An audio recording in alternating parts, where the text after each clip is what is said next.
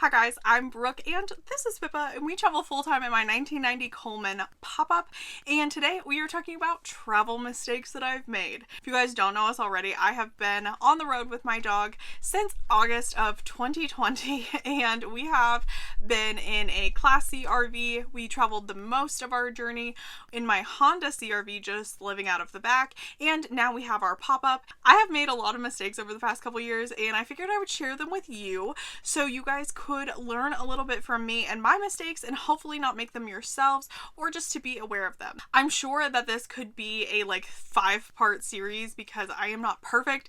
I know that I give a lot of information on camping, car camping, traveling, etc. on this channel, but I am definitely not perfect. This is not without making a ton of mistakes early on. The first one that consistently got me in trouble was not making a plan B. Especially during the middle of my journey, I had stopped making separate plans and I think I just kind of got a big head about traveling and things like that, and I could just make it work however I wanted.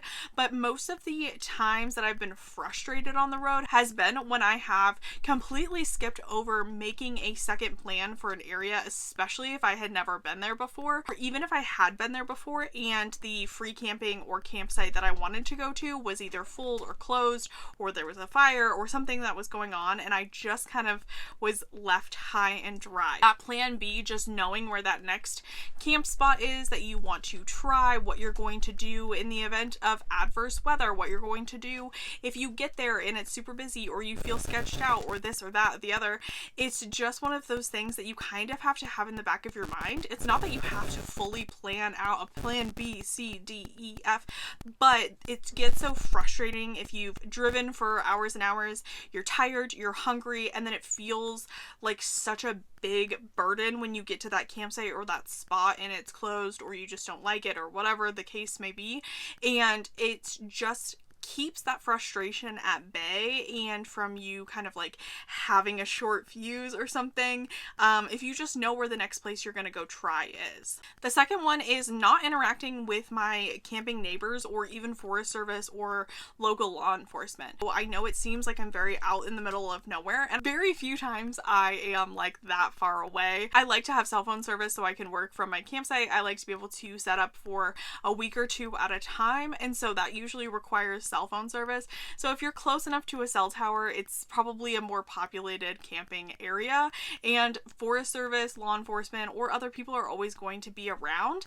And if you don't talk to those people asking you about your day and you kind of are standoffish and you're just ugh, I'm here legally, I'm not in trouble, and you kind of give them an attitude, they're not going to give you their secret tips and tricks of that area. So I love getting to chat with Forest Service if they want to come by, or local law enforcement if they just ask what's going on. Not everything needs to be a negative right off of the bat. Or that neighbor of yours or something like that that is friendly, don't be afraid to talk to people. Obviously, use your head, go with your gut, be safe about it. But at the end of the day, if it is a fellow traveler or somebody who knows the area really well, they can give you a lot of good tips and tricks about those areas, and you would be really missing out on something cool if you didn't have that chat or make that friend. A perfect example of this is how I find where I spend my winters.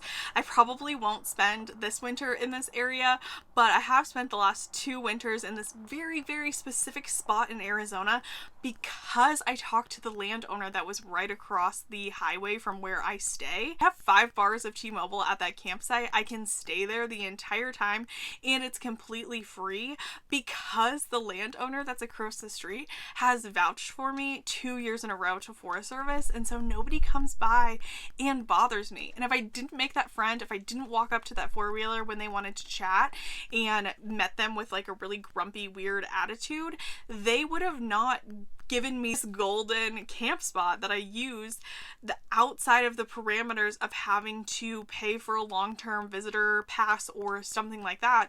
And I get to have this really dope spot that I'm going to keep secret because I like having my privacy there. Another one that I've run into that just kind of is more of that mistake that adds to that travel day frustration is not properly planning my gas stops.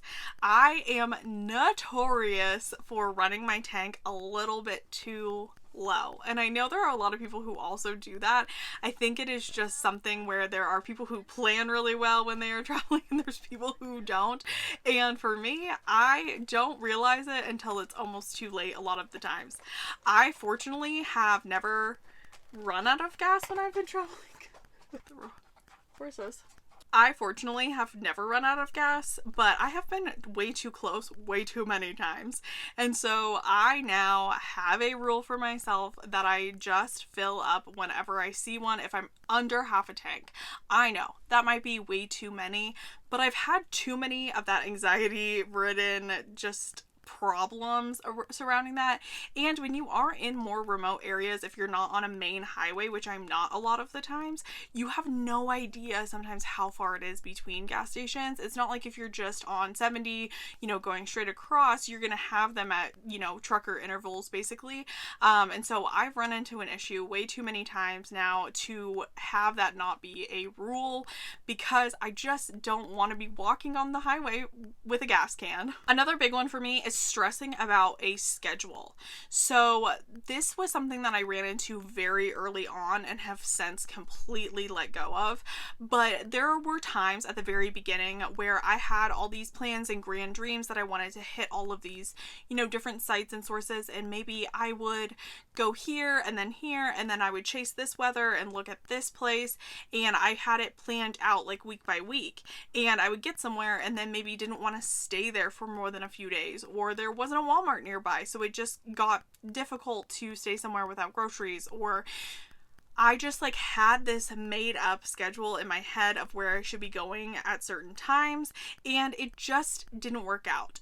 One of the things about being on the road, even if you aren't completely full-time, even if you're just going on a long-term road trip or something, is that you need to be flexible. You just have to go with the flow, whether it's weather that comes up, car repairs that come up, just the lack of local grocery stores, and maybe they don't sell your dog's food, so you have to move on to the next place, and just kind of let that go of that schedule. There are a lot of people I see who start posting, especially on TikTok or Instagram, if they've never been on the road before, or they're going on a big road trip, and they tell people their itinerary, and I kind of always laugh because I'm like, that probably won't work out. You'll see a bunch of cool stuff. It's not the fact that your itinerary is bad.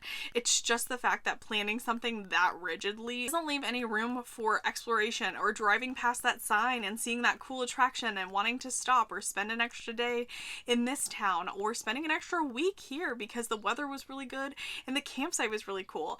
And so you just have to kind of let go some of that really structured plan, and I guarantee you it will be a lot less stressful. Kind of going along with that, especially the people who are newbies, I see it time and time again. I get comments all the time about how slow I travel now, and it is because the new van lifers, new car dwellers, new travelers in general just travel way too fast. You guys want to see so much and pack in so many activities that you forget that you are human and that you need a break. Just because you are seeing cool things and on this trip, or this is now your lifestyle, you are still allowed to slow down, relax, and have a down day. So many people continue to push through to keep up with this somewhat unattainable van life culture of posting a new photo from this spot or that spot every single day, and it gets so exhausting. It's so exhausting to do it in real life. I am just overall a more relaxed person when it comes to that stuff. So even for me, sometimes staying a place a week is too quickly to turn around and go to another place. And I like to take full advantage of the maximum stay limits of a lot of the places that I go, because I like to have healthy mental health. I like to get good sleep.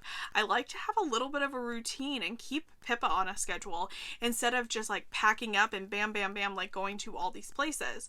Also, a lot of the times people find these really cool campsites in these really cool little small towns, and they stay there for a night and they don't even check out this little local gem because they're so focused on getting to a major tourist attraction just to check it off like a list. And I think throughout my travels, I have found the most gems in just like taking it easy and enjoying the places that I have been and the views that I get from my campsite, rather than just trying to really quickly check off a bucket list and like post a photo on Instagram. And the last one that goes into that is not being flexible with your campsites. This was more of an issue when I was traveling in my SUV because a lot of the times I didn't set up like a camp. But you just need to be flexible with your camping, especially if you are boondocking or free camping or whatever you want to call it.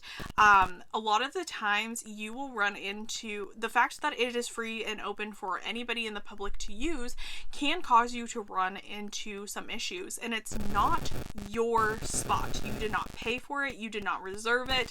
There is no obligation that people cannot camp right next to you. Kids can't run through your campsite. Dogs won't be off leash, or it may not be there when you come back if you didn't set up a spot. So you really need to just kind of let go of that like ownership feeling. And if you really want that, I would suggest paying for a campground where you know your spot is reserved for you. Because a lot of the times you do have to be flexible because you cannot be policing everybody around you. If somebody comes in on the weekends and they want to have a bonfire with their friends and they're being loud and you have to get up early to work in the morning, you can't really tell them to stop because there's no quiet hours in nature. So you just kind of have to deal with it, or you have to be okay with packing up and leaving and finding a new spot if it's not working for you. It's just one of those things that you have to get used to, and you have to like kind of decide what your reaction is going to be about all of that. And for me, it's completely non-confrontational. I can't help that other people have kids. I can't help that other people have dogs. I can't help that people like drinking and I don't drink.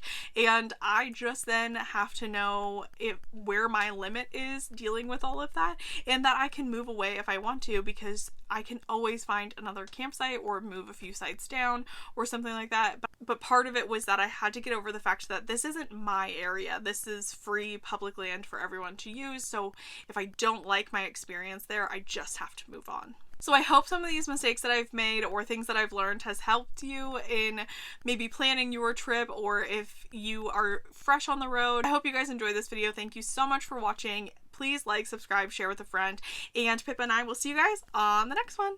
Bye!